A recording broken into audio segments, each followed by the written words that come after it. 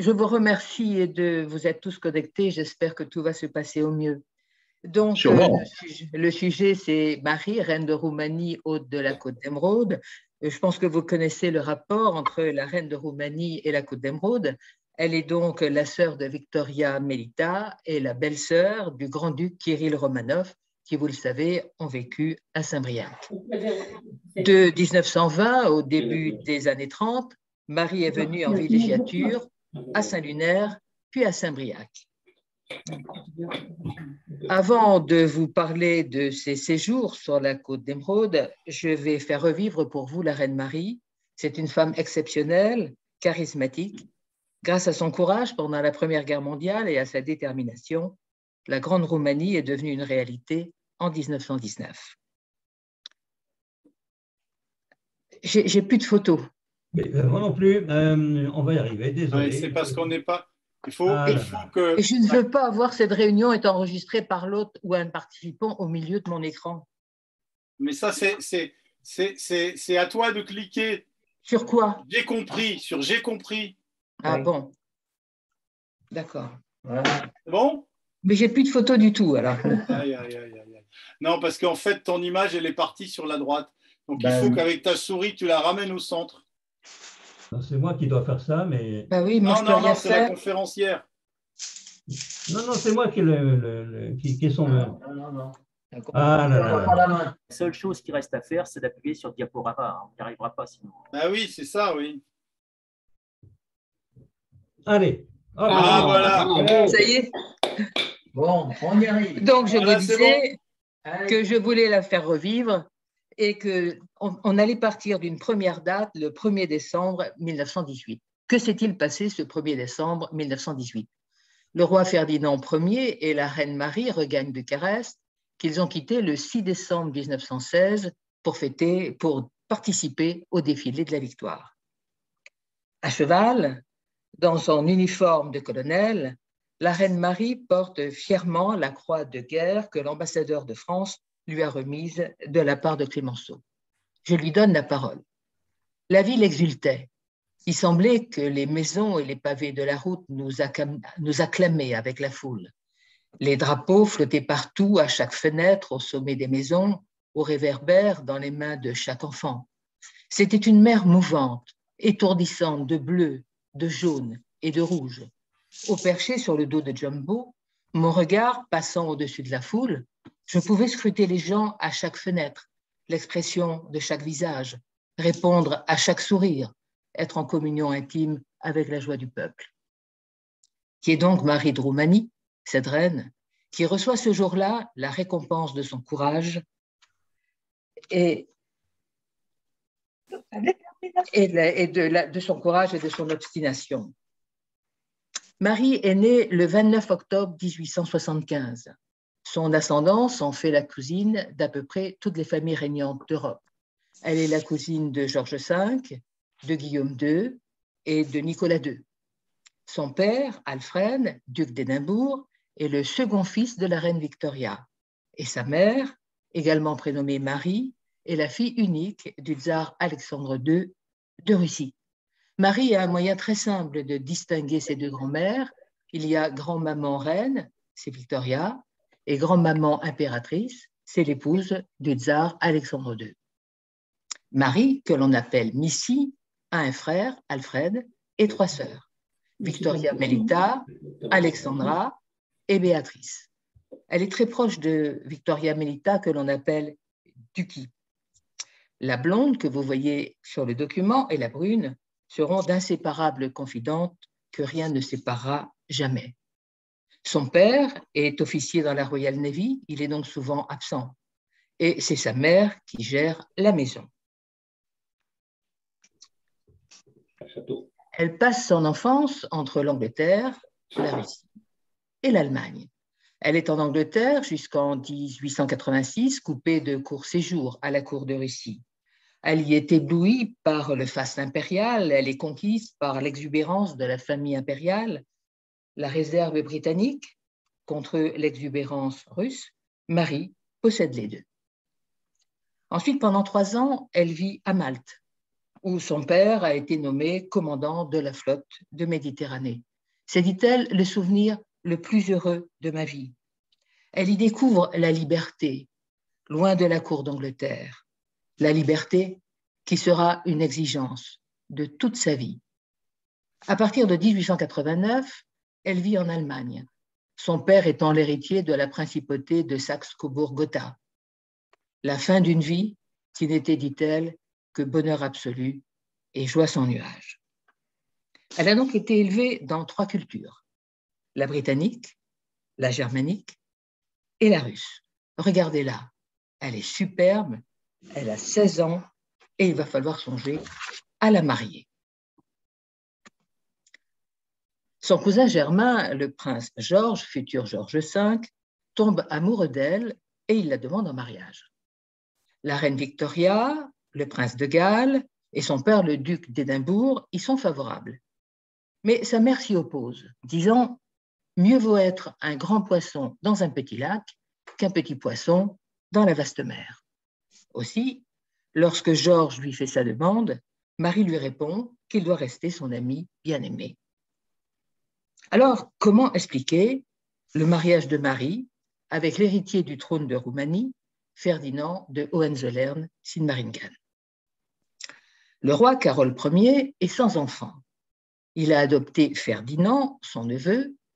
C'est un jeune homme réservé, timide, mal dans sa peau. Ça ne l'empêche pas de tomber amoureux de l'une des dames d'honneur de la reine Élisabeth, Hélène Vacaresco. Le roi Carol Ier est furieux. Il chasse la jeune femme de la cour et il décide de marier d'urgence Ferdinand à une princesse digne de lui. Et c'est alors que Guillaume II va entrer en scène. Il est soucieux d'avoir une influence en Roumanie et il est très heureux de s'opposer à sa grand-mère, à la reine Victoria. Le piège matrimonial va se mettre en place à l'automne 1891. Il peut compter sur la complicité de sa sœur aînée, que Marie connaît et qu'elle apprécie beaucoup, sur la complicité aussi de la duchesse d'Édimbourg, la mère de Marie. Elles vont toutes les deux organiser de multiples rencontres entre les deux jeunes gens, sans succès. Guillaume II finit par convoquer Ferdinand, il lui met les points sur les i, et celui-ci fait sa demande en mariage. Marie a 17 ans, Ferdinand, qu'elle appelle Nando, en a 27. Vous voyez ici la photographie officielle de leur fiançailles. Qu'en pense Marie? Elle ne l'aime pas, mais elle est touchée par sa gentillesse et sa timidité, et ce mariage fera, elle le sait, à terme d'elle, une reine. Mais au fil des mois des fiançailles, son angoisse monte qu'elle cache à tout le monde, sauf à sa sœur Ducky. Le mariage, pour finir, a lieu le 10 janvier 1893. Vous en voyez ici une représentation en présence de Guillaume II au château de Sigmaringen. Et lorsque plus tard, elle revient sur cet épisode, elle écrit « J'étais beaucoup trop jeune pour avoir une juste notion des choses.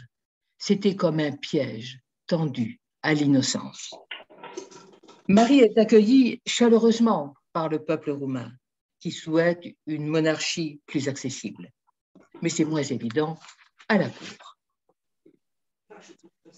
Effectivement, le couple princier est totalement sous la coupe du roi Carol Ier, dont vous voyez ici une représentation, qui gère totalement leur existence. Marie dit « Je n'ai pas été amenée en Roumanie pour être adorée et gâtée. J'ai été importée pour être adaptée, éduquée et dressée en fonction des conceptions du grand homme. » Marie ne supporte pas le poids du couple royal dans sa vie. Elle les appelle l'oncle et la tante. Et parfois, la tante est surnommée le grand inquisiteur. C'est tout dire. Marie a du mal à s'adapter à la vie en Roumanie. Bucarest n'a rien ni de Londres, ni de Saint-Pétersbourg. Le palais royal lui paraît, dit-elle, bas et sans style. Ses appartements sont aménagés, dit-elle, dans le plus mauvais goût allemand. Elle connaît une grossesse immédiate. Un accouchement difficile le 15 octobre 1893. Un second 11 mois plus tard. Elle n'a pas 19 ans, mais déjà 2 enfants. Carole et Élisabeth. Elle a l'impression d'être prise au piège, d'où un désespoir immense. Elle dit « J'ai connu la détresse d'être étrangère dans un pays étranger et l'ardent désir de fuir, je l'ai eu. » Carole fait pourtant des concessions. Il accepte que le jeune couple ait enfin sa propre résidence. Ce sera le palais de Cotrocénie que je vous montrerai tout à l'heure. Et Marie étant une cavalière émérite, il lui offre un cheval, lui permettant des escapades, d'abord accompagnée et ensuite seule. Et surtout, en 1897, il la nomme colonel au 4e régiment des hussards. Mais son contrôle demeure très étroit. C'est lui qui choisit nurse et gouvernante pour les enfants. Il reproche à Marie son amour de la fête, son désir de plaire, voire sa frivolité. C'est intenable pour Marie. Et par 2 fois, abandonnant mari et enfants, elle quitte la Roumanie pour aller à Cobourg auprès de ses parents, disant « Je préfère la liberté à la couronne ». Et il va falloir attendre 1902 pour que ses relations avec le roi Carole Ier s'améliorent. Carole Ier sait que Ferdinand sera un roi faible et il commence à comprendre que Marie est une chance pour la Roumanie. Que dire de la Roumanie à ce moment-là? Bien, la Roumanie, c'est un tout jeune pays. La petite Roumanie, qui regroupe la Valachie et la Moldavie, conquiert son indépendance vis-à-vis de l'Empire ottoman seulement en 1878. Carole, qui est couronné roi en 1881, en est le premier souverain. À cette époque-là, c'est simple, la Roumanie est un pays peu connu et il n'a aucun poids. Quel gâchis d'avoir perdu tant d'années de notre jeunesse juste pour apprendre à vivre ensemble, dit Marie. Et les premières années du jeune couple n'ont pas été faciles. Vous en voyez ici une photographie. Marie adore la vie. Elle adore sortir, s'amuser. Ferdinand, lui, il est timide, réservé, et il est beaucoup trop soumis à son oncle. Mais il a besoin d'elle, de sa chaleur et de son énergie. À sa disparition, elle dira « J'étais l'ozone de ses faibles poumons ». Mais progressivement, le couple développe une amitié cordiale. Marie considère qu'elle et Ferdinand sont les meilleurs associés et les plus loyaux des compagnons, mais dit-elle, nos vies ne s'entremêlent que sur certains points. Marie aura 4 autres enfants. Marie en 1900, Nicolas en 1903, Ileana en 1909 et Mircea en 1913. Et la rumeur court sur une relation entre Marie et le prince Tirbé, qui aurait été le père des 2 derniers enfants. Vrai, faux, je ne sais pas. Une chose est certaine, le prince Tirbé a joué un rôle essentiel dans sa vie. C'est lui qui lui a assuré sa formation politique et diplomatique. Marie est une artiste, mécène de l'Art Nouveau. Elle dessine, elle crée des ensembles de style Art Nouveau pour ses résidences, elle peint, elle crée des enluminures, elle fait de la photographie. Elle écrit au total une 30aine de contes de fées et de nouvelles, dont l'une sera d'ailleurs portée à l'écran. Pour son remarquable talent artistique, elle devient membre correspondant de l'Académie des Beaux-Arts en janvier 1918 en France. Une exposition, Marie de Roumanie, reine et artiste, lui a été consacrée à Reims en 2019. Vous voyez ici l'affiche de présentation. Voici le palais de Cotrocénie. Et à droite, vous voyez la chambre qu'elle a concoctée pour elle dans le style Art Nouveau, chambre bien différente de celle qui lui avait été offerte à son arrivée.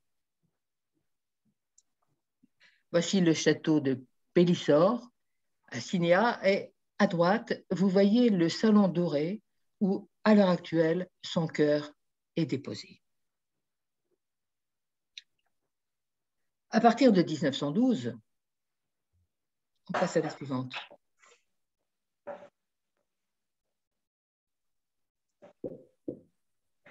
La suivante, s'il te plaît, Louis. Voilà. Marie, donc séduisante princesse héritière qui avait été souvent critiquée, je vous l'ai dit, à partir de 1912, va devenir une icône pour le peuple roumain. L'Empire ottoman, au temps de sa splendeur, s'était imposé dans les Balkans. Affaibli, il reflue après 1850, d'où la naissance de petits États qui bientôt vont s'affronter. Il y aura deux guerres que l'on appelle les guerres balkaniques. La Roumanie ne participe pas à la première, mais en 1913, la Roumanie s'engage auprès de la Grèce contre la Bulgarie. La guerre est victorieuse et la Roumanie récupère le Dobrouchta. Problème, guerre victorieuse sans doute, mais armée décimée par le choléra. Marie décide de le combattre. Elle passe le Danube et elle décide la création d'un hôpital militaire. Et elle va se dévouer nuit et jour dans des conditions terribles. Vous la voyez ici en infirmière. Elle s'investit totalement auprès des malades. Marie voit dans cette confrontation à l'épidémie un tournant dans sa vie. Elle dit « Aussi affreux qu'aient été ces jours de calamité, je les bénis, car ils m'ont rapproché de mon peuple. » Elle va y gagner l'amour et le respect du peuple roumain et un statut de femme d'action. Le 28 juin 1914, c'est l'attentat de Sarajevo. Vous connaissez tous cette illustration. Le 28 juillet, c'est l'entrée en guerre de l'Autriche-Hongrie contre la Serbie. Et le roi Carol Ier était favorable à une entrée en guerre de la Roumanie auprès des puissances centrales. Mais sur décision du Conseil de la Couronne, la Roumanie décide de rester neutre. Le roi Carol est très malade, il disparaît le 10 octobre 1914. Le 11, Ferdinand et Marie sont acclamés roi et reine à la Chambre des députés. Et la princesse Anne-Marie Kalimachi, qui était une amie de Marie, écrit alors « En tant que princesse héritière, Marie avait été populaire. En tant que reine, elle est encore plus aimée. » Le couronnement n'aura lieu qu'en 1922, en raison de la guerre, 8 ans plus tard. La reine Marie conçoit l'après-Carole comme le règne de deux époux. Nous avons dit que Ferdinand était un homme calme, facile à vivre, mais sans caractère. À partir de 1914, le rôle de Marie sera déterminant. Pendant les 25 mois qui suivent, vont s'affronter les germanophiles menés par la reine Élisabeth, qui est la veuve de Carol Ier, les neutralistes et les partisans de l'entente menés par Marie. Le document que je vous propose, c'est une photographie d'une manifestation à Bucarest en 1915. Vous voyez, les manifestants sont très nombreux. Et ce qu'ils veulent, c'est l'entrée en guerre de la Roumanie auprès de l'entente. Et pour finir, Ferdinand, qui hésite, va décider l'entrée en guerre de la Roumanie auprès de l'entente le 27 août 1916, ayant obtenu la promesse d'obtenir, lors de la victoire, la Transylvanie. Mais il y a un problème, et c'est un problème de poids. L'armée roumaine n'est pas prête, l'artillerie est insuffisante, l'aviation est négligeable et l'infanterie sans fusil à répétition. Mais dans un premier temps, bien Marie et le peuple roumain se réjouissent. Marie dit « On avait tant parlé de cette heure qu'à peine on y croyait encore. Au fond du cœur, mes Roumains n'avaient qu'une seule sympathie, la France, et qu'un seul idéal, la Transylvanie. » Problème, en dépit de succès initiaux, les troupes romaines doivent reculer face aux Bulgares et aux Allemands. Le gouvernement fait appel aux Alliés. La Russie ne bouge pas. Mais en octobre 1916, le général Joffre envoie, pour réorganiser l'armée roumaine, une mission militaire commandée par le général Berthelot. Il arrive trop tard, Bucarest tombe le 6 décembre. Bucarest est occupée, la Valachie est envahie, mais les Roumains ne capitulent pas et ils prennent, sous la conduite du roi Ferdinand et de Marie, la direction de la Moldavie. Vous voyez cette migration difficile. Le peuple vit alors dans la misère et dans la peur. Et, plus grave encore, bien sûr, une épidémie de typhus se déclare. La lutte va continuer à partir de Jassy, qui est la capitale historique de la Moldavie. Une fois le front stabilisé, le général Berthelot, dont vous voyez ici le portrait, réorganise l'armée roumaine qui reprend l'offensive en juillet 1917. Mais la défaction russe contraint Ferdinand, contre l'avis de Marie, à demander l'armistice le 9 décembre 1917. Et le Premier ministre, Alexander Marghiloman, va signer le traité de Bucarest le 7 mai 1918. La Roumanie est alors soumise à un pillage systématique. Marie est entrée en guerre comme une autre serait rentrée en religion, dit le comte de Saint-Aulaire, ambassadeur de France en Roumanie. Dans ces temps difficiles, effectivement, le roi s'appuie sur l'âme d'acier de la reine. Marie s'est créée autour d'elle une atmosphère propice à l'action. Elle est infirmière volontaire de la Croix-Rouge et visite les hôpitaux quotidiennement, vous le voyez sur le document. Elle va dans les tranchées où elle apporte réconfort physique et moral. Elle gagne en Roumanie le surnom de Mama Regina, maman reine, et la presse étrangère parle de la reine soldat. Poussé par Marie, le roi refuse de ratifier le traité de Bucarest. Et les Allemands n'ont pas de mots assez durs pour Marie, qui est présentée, je cite, comme le mauvais génie d'un roi faible. Mais l'effondrement des pouvoirs centraux rend sa liberté à la Roumanie, qui, sur les conseils de Berthelot, reprend les armes. Le 9 novembre 1918, Ferdinand Ier signe le décret de mobilisation générale. Le 10, il exige l'évacuation de la Roumanie et les Allemands, pressés par les soldats roumains, entament leur retraite. Donc elle a sauvé la Roumanie. Oui, d'après ce que j'ai compris, il s'était engagé quand même aux côtés de la France. Donc, en fait, la Roumanie a toujours été, pendant la guerre, du côté de l'entente. Et à ce titre, eh bien, elle a le droit de se trouver dans le camp des vainqueurs et de participer à la conférence de la paix. S'il vous plaît, il y a un micro ouvert. Ne parlez pas, s'il vous plaît. Merci. Fermez ton micro, s'il te plaît. Ah oui. Le 1er décembre 1918, c'est le retour des souverains à Bucarest. Le défilé a une allure de triomphe à la romaine. Nous l'avons d'ailleurs vu dans l'introduction. La délégation officielle à la conférence de la paix est conduite par le Premier ministre Brătianu, que vous voyez sur le document. Et sa rigidité, combinée à la réticence de Clémenceau, conduit à une impasse. Et dans l'espoir de résoudre la situation, l'ambassadeur de France, le comte de Saint-Aulaire, suggère d'envoyer Marie à la conférence, ce qu'elle accepte avec joie. Il fallait un prétexte, ce sera sa réception officielle à l'Académie des Beaux-Arts, dont elle est membre depuis janvier 1918. À peine Bucarest a-t-il annoncé la nouvelle qu'à Paris, toute la presse s'enflamme. Ainsi, Colette, dans le journal Le Matin, exalte le rôle de Marie pendant la guerre, son courage, sa loyauté. La reine Marie arrive le 5 mars 1919. Elle est accueillie à la gare de Lyon par le président de la République, Raymond Poincaré. Clémenceau lui dit « Je n'aime pas votre Premier ministre ». Elle lui répond « Peut-être que vous me trouverez plus agréable ». Et ce fut le cas. Elle a réussi, dit-elle, à donner un visage à son pays. Donner un visage à son pays. Elle devient très populaire auprès des Parisiens en raison de son audace pendant la guerre. Et c'est elle qui va mener les négociations. Elle rencontre Aristide Briand, Poincaré, surtout Clémenceau. Quelles sont ses revendications? La Transylvanie et le Banat, au moins. Clémenceau lui aurait dit « Votre Majesté exige la part du lion ».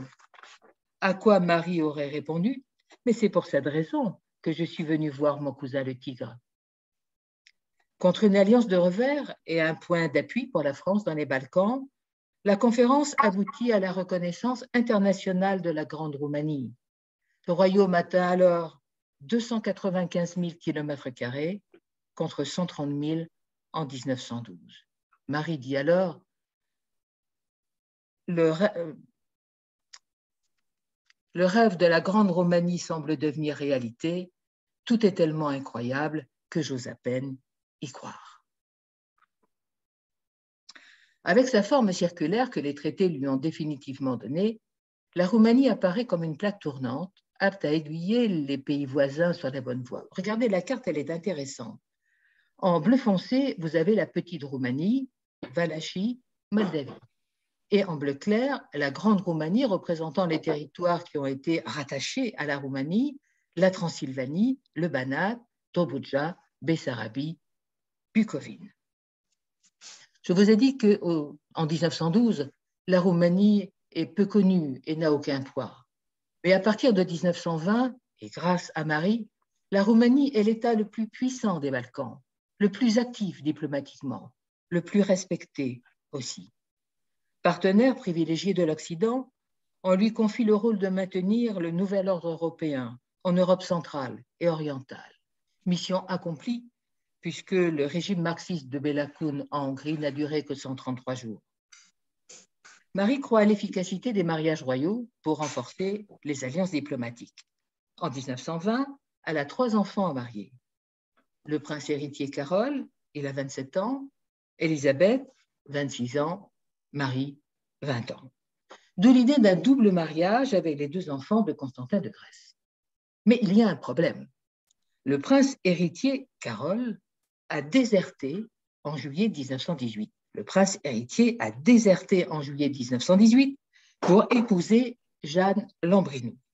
Colère de Marie qui lui dit « Mais as-tu perdu le sens de l'honneur et du devoir ?» Insensible aux larmes de sa mère, il signe sa renonciation au trône, avant de faire machine arrière et d'accepter l'annulation de son union. Bucarest et Athènes peuvent donc annoncer le double mariage. En février 21 pour Georges de Grèce et Élisabeth de Roumanie, en mars pour Carole et Hélène de Grèce.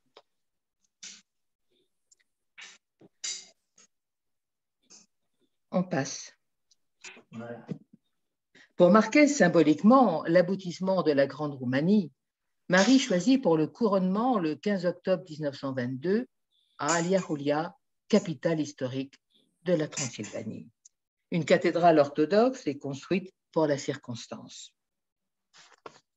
Après avoir posé la couronne sur sa tête, Ferdinand couronne Marie, agenouillée devant lui. Je lui donne la parole. Elle dit « Éclairée par les rayons de notre beau soleil de Roumanie, que j'ai toujours aimé, je m'agenouillai devant mon mari pour qu'il place sur mon front la couronne en or de Transylvanie, ciselée selon le modèle de ces couronnes que portaient les Domizé de jadis. Le manteau de cour en or que l'on mit sur mes épaules était de toutes les couleurs du soleil couchant. On y voyait des broderies, emblèmes de toutes les provinces qui formaient la jeune Roumanie. Vous voyez ici une photo de ce couronnement. Voici le manteau de cour, le manteau en fil d'or, et voici la fameuse couronne qui est surmontée d'une croix et qui reprend la couronne d'une princesse valaque du XVIe siècle.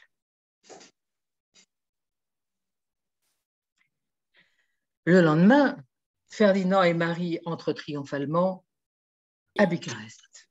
À la tête du défilé militaire, le roi et la reine à cheval, la reine portant l'uniforme de colonel des hussards. Vous l'avez compris, la Roumanie est sortie renforcée de la guerre. Le roi Ferdinand et Marie multiplient les visites d'État, reconnaissance symbolique du prestige acquis. Les tournées diplomatiques les mènent en Pologne, en France, en Suisse, où ils sont les premiers souverains à visiter le siège de la SDN que vous voyez sur la photo, au Royaume-Uni, où ils sont chaleureusement accueillis par Georges V.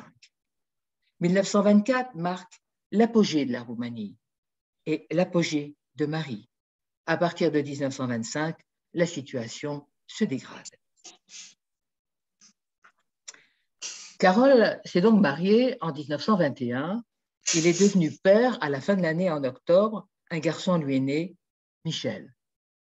Il semblait assagi, mais en 1925, il tombe fou amoureux de Magda Lupescu, dont vous voyez ici un portrait, qui était juive et divorcée. Le scandale est immense. Ferdinand et Marie sont affligés. Et le 9 décembre, alors qu'il est avec sa maîtresse à Venise, il envoie une lettre de rupture. On y lit « Sire, je vous prie d'accepter par cette déclaration ma renonciation à tous mes droits d'héritier au trône. » Et le couple royal, refusant la présence de Magda Lupescu à la cour, Carole renouvelle sa renonciation au trône le 22 décembre.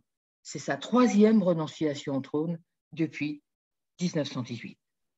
Pour Marie, le prince est un irresponsable qui met en danger l'avenir de la dynastie.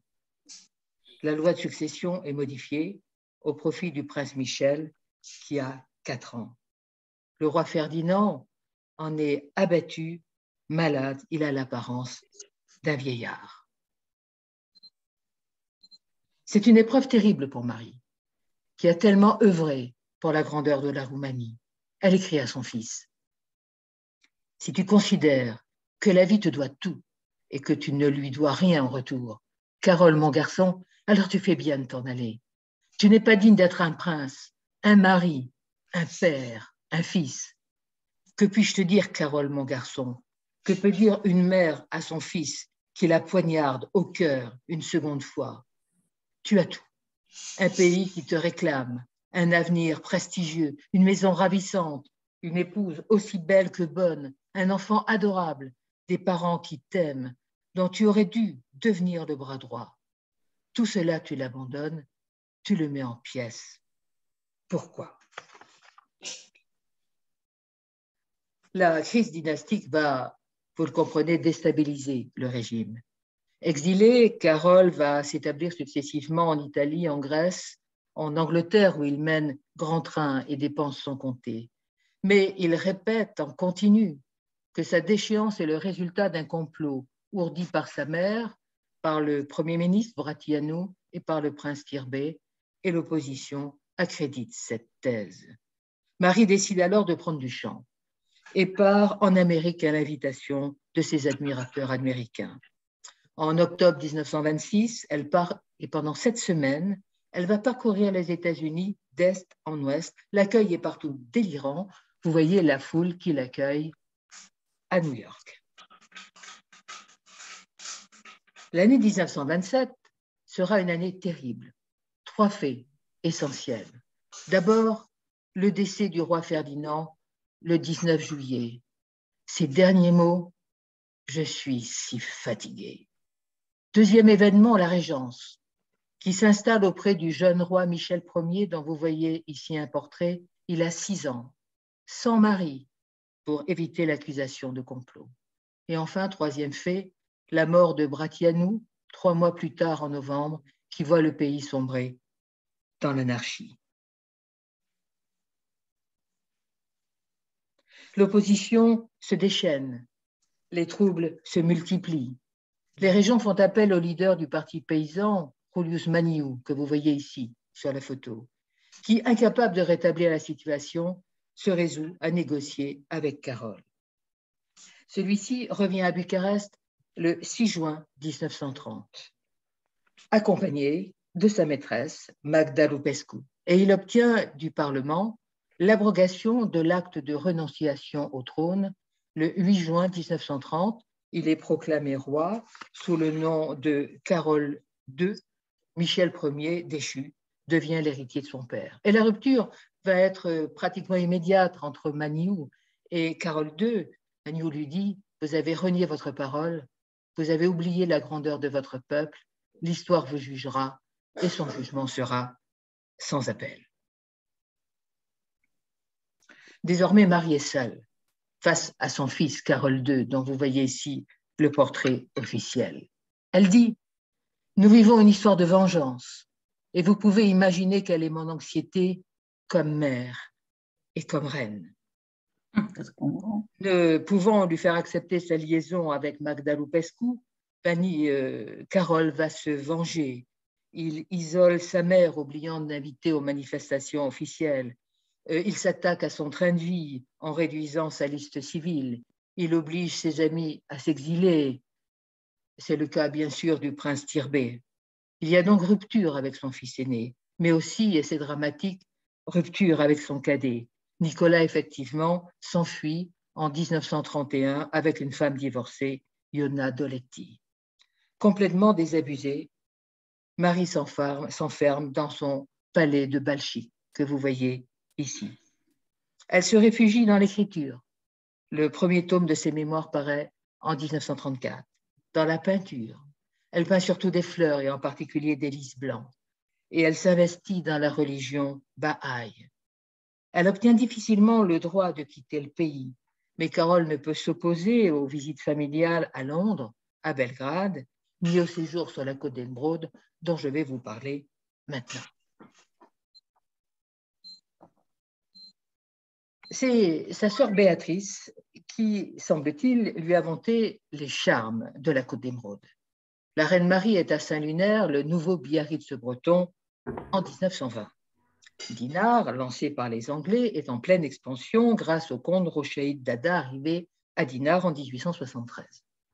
Et 15 ans plus tard, Sylla Larac lance Saint-Lunaire. Le Grand Hôtel devient le lieu mondain de prédilection de la Belle Époque et il y reçoit les célébrités du moment, dont Marie. Et en 1920, la municipalité la remercie pour sa généreuse offrande en faveur des œuvres de bienfaisance et des orphelins nécessiteux de la commune. Elle arrive à Dinard par train, à partir de Bucarest. Elle dispose de 3 wagons qui sont rattachés au train régulier. Dans le premier, sa chambre, son cabinet de toilette et son salon. Dans le second, ses bagages. Dans le troisième, le personnel.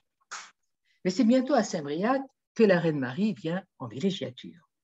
Victoria Melita et son mari, le grand-duc Kirill, ont découvert Saint-Briac en 1921. Ils louent d'abord la villa Cabriac et la photo nous montre le grand-duc, Victoria Melita et Marie sur les marches de l'entrée en 1923. Séduit, le couple grand-ducal achète en 1925 la villa Le Tertre, rebaptisée Kérargonide, et il s'y installe en 1927. La reine Marie va alors venir régulièrement à Saint-Briac.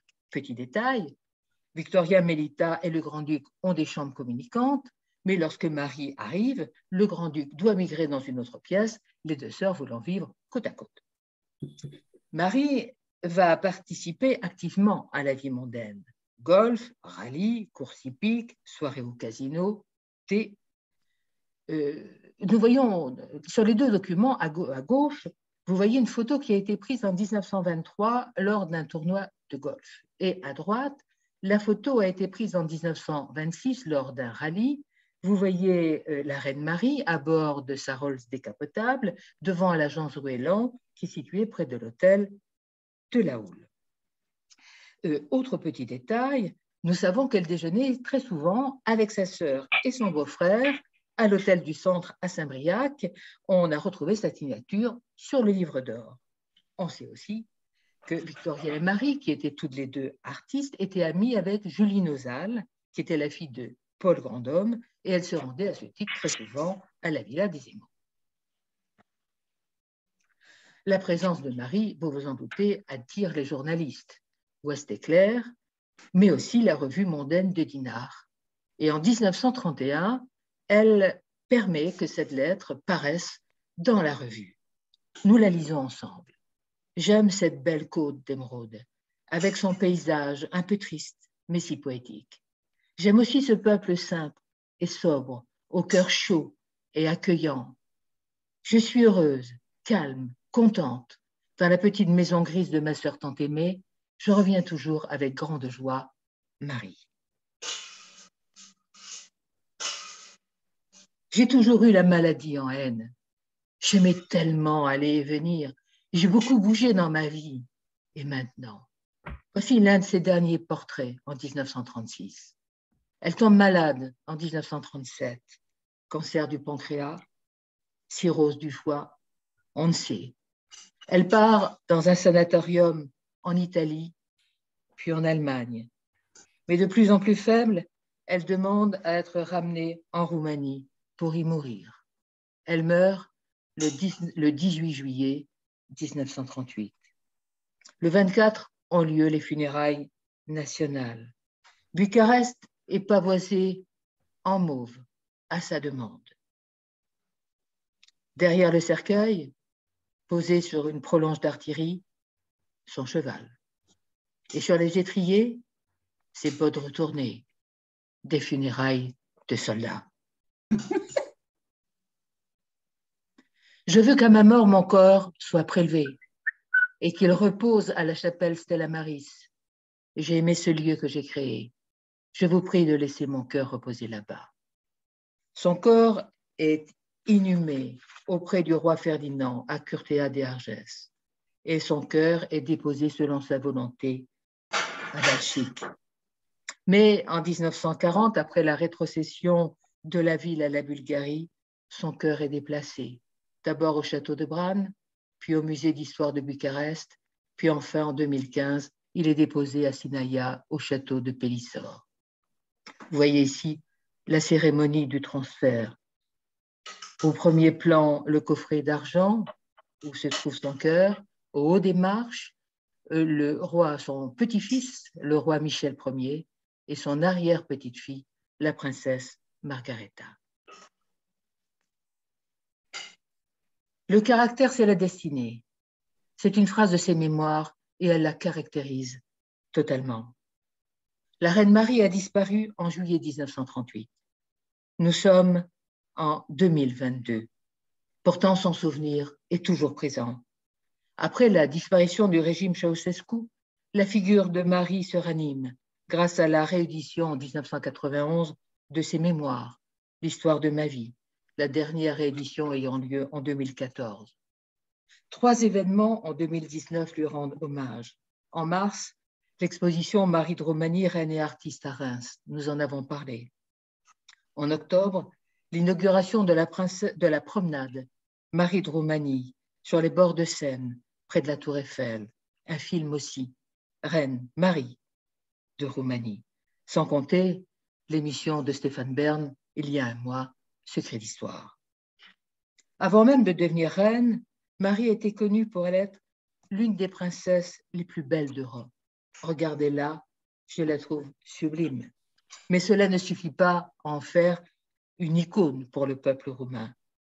Son arrière-petite-fille, la princesse Margareta, dit d'elle, la reine Marie a étonné le monde.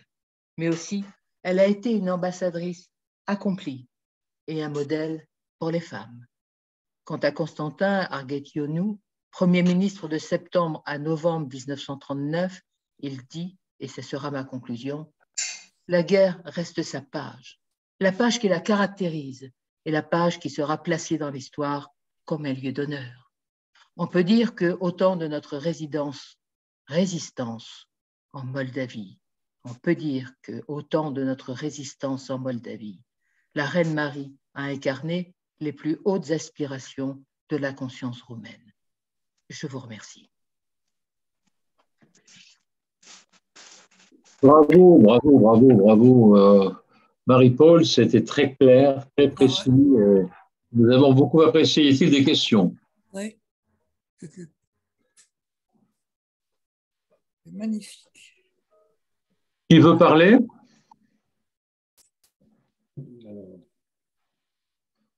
Félicitations. Merci Henri, notre conférencier le mérite amplement. Voilà.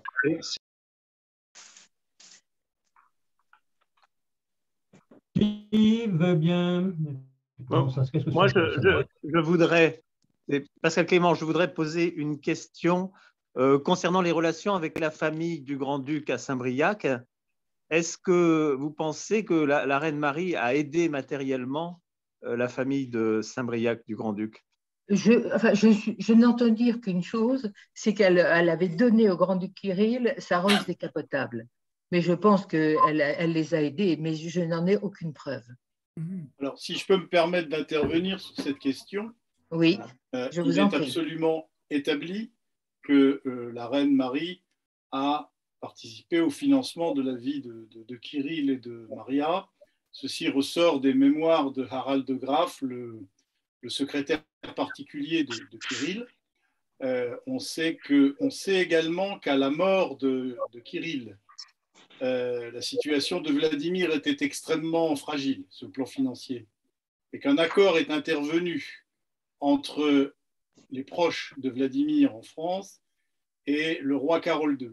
Et le roi Carol II a accepté de continuer à financer la famille de Vladimir, qui était le seul survivant de la famille, jusqu'en 1940, jusqu'à ce que l'Allemagne envahisse la Roumanie et la chute de Carol II. Donc le fait que la famille de Roumanie, au travers de Marie d'abord, puis de Carol II, ait financé les Romanov de Saint-Briac, c'est parfaitement établi sur le plan historique. Okay, merci beaucoup pour les précisions. On voit que le fait de peindre des fleurs, c'était vraiment dans la famille, puisque Mélita aussi peignait des fleurs bleues de préférence. Et à ce sujet, Mélita, son nom vient parce qu'elle est née justement sur l'île de Malte. Voilà, on oui. Parlé tout à l'heure. Hein. Voilà. Donc, Mélita, ça veut dire la petite Malte. Hein. C'était le lieu de naissance de la petite Maltaise. De sa sœur. Oui, oui, voilà. Ouais. Mais elles aimaient beaucoup peindre les fleurs, toutes les deux. Oui, c'était un des grands thèmes de l'Art Nouveau. Ah, ouais. Une question. Comment? Il y a une autre question. Une question. Alain? Alain est parti. Je peux peut-être vous donner une précision qui est assez intéressante. C'est l'explication des relations assez étroites entre la Roumanie et la France. Oui. Une chose qui est tout à fait intéressante, c'est qu'à partir du début du 19e siècle, la haute société roumaine vient très souvent vivre à Paris et à Bucarest, et les enfants des classes privilégiées faisaient leurs études au lycée Louis le Grand à Paris. En 1846, sous le patronage de Lamartine, a été créée la Société des étudiants roumains. Et donc, ensuite, la Roumanie va pouvoir compter sur le soutien de Napoléon III au nom du soutien des nationalités. Et donc, au Congrès de Paris, qui a mis un terme à la guerre de Crimée, la Moldavie et la Valachie vont devenir autonomes avant de fusionner en 1859. Et la petite Roumanie, je vous l'ai dit tout à l'heure, va conquérir son indépendance vis-à-vis de l'Empire ottoman seulement en 1878 et se proclamer royaume en 1881. Et ce premier ministre, Bratianu, dont je vous ai parlé plusieurs fois, disait « Chaque Roumain a deux patries, la seconde, c'est la France ». Et vous voyez qu'à l'heure actuelle, la France a envoyé 500 soldats en Roumanie dans la crise que nous connaissons aujourd'hui. Je confirme absolument ce que vient de dire Marie-Paul, parce que pour avoir travaillé en Roumanie et en Moldavie, je dois dire que je me croyais en France, tant les gens parlent bien le français, et pour avoir fait une mission de 3 jours en Moldavie, je sors de l'aéroport, j'ai rendez-vous le soir à dîner avec le ministre de la Santé, et là, je me disais dans quelle langue parler, et il parlait aussi bien que moi le français. Et il avait sa fille qui faisait des études à Paris. Donc vraiment, on sent que la Moldavie et la Roumanie, on l'avait vu à la suite de Ceausescu, les gens dans la rue parlaient le français parfaitement. Donc c'est vrai que c'est un pays très, très francophone. Francophile et depuis le 19e siècle. Et un autre petit détail aussi intéressant, je vous avais dit qu'en 1912, la Roumanie, c'était 130 000 km² et ensuite, en 1919, 295 000. La Grande Roumanie n'a duré que 22 ans. Et aujourd'hui, la Roumanie actuelle représente 80% de la Grande Roumanie, 11%, donc manque 20%, 11% sont revenus à la Moldavie, 6% à l'Ukraine et 3% à la Bulgarie. Moi, j'ai une petite question. J'ai une petite question, si tu veux bien, Marie-Paul. Oui. Dans ta première slide, au moment du couronnement, tu disais que haut perché sur le dos de Jumbo… C'était son cheval. C'était son cheval, parce qu'en général, c'est un éléphant, Jumbo. Mais enfin, là, c'était donc bien son cheval. C'était son cheval. Mais c'était une cavalière, paraît-il, absolument extraordinaire. Et donc, elle elle a vécu toujours, enfin disons, elle en a fait tout le temps. Elle a commencé à en faire vraiment énormément à Malte et c'est pour ça qu'elle a autant aimé Malte, parce qu'elle a été beaucoup plus libre à Malte qu'elle ne l'était en Angleterre et elle passait ses journées à cheval en toute liberté, quoi.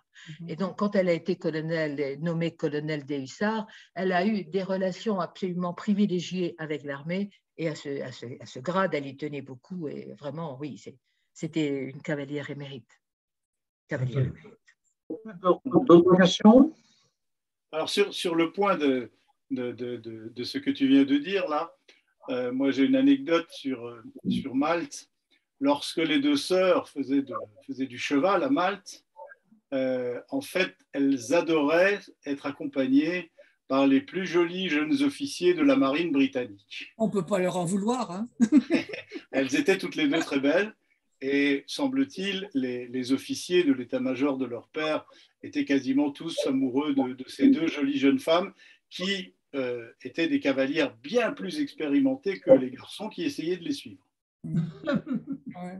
Et là, je pourrais peut-être rajouter une chose aussi qui est assez intéressante, c'est que donc, on a dit tout à l'heure que Carole II avait dû abdiquer en 1940 et Michel Ier, lui, doit abdiquer en 1947. Et alors, ce qui est étonnant, c'est qu'à la disparition des Ceausescu, il revient en Roumanie en 1990 pour se recueillir sur la tombe de sa famille. Il est accueilli triomphalement par le peuple, tellement triomphalement qu'il est reconduit manu militari à la frontière. Il fait une seconde tentative en 92, nouvel échec, et il est interdit de séjour pendant 5 ans. Et en 1997, le gouvernement rend à Michel et à sa famille leur citoyenneté roumaine. Le 18 mai 2001, le roi Michel et la reine Anne reviennent au palais Elisabeta, qui redevient officiellement une résidence royale. Et lorsque Michel Ier meurt en décembre 2017, la Roumanie décrète 3 jours de deuil national. Très bien. Je vois qu'une main se lève au nom de Alain. Qui est Alain? Est-ce que le micro de Alain est ouvert? Il a la parole. Alain? Non, ben, c'est peut-être une fausse manœuvre. Bien, on va remercier plus Marie, reine de Roumanie, avec Marie-Paul, qui était la reine d'un soir. Et en tout cas, nous avons apprécié sa présentation très didactique et très pédagogue. Donc,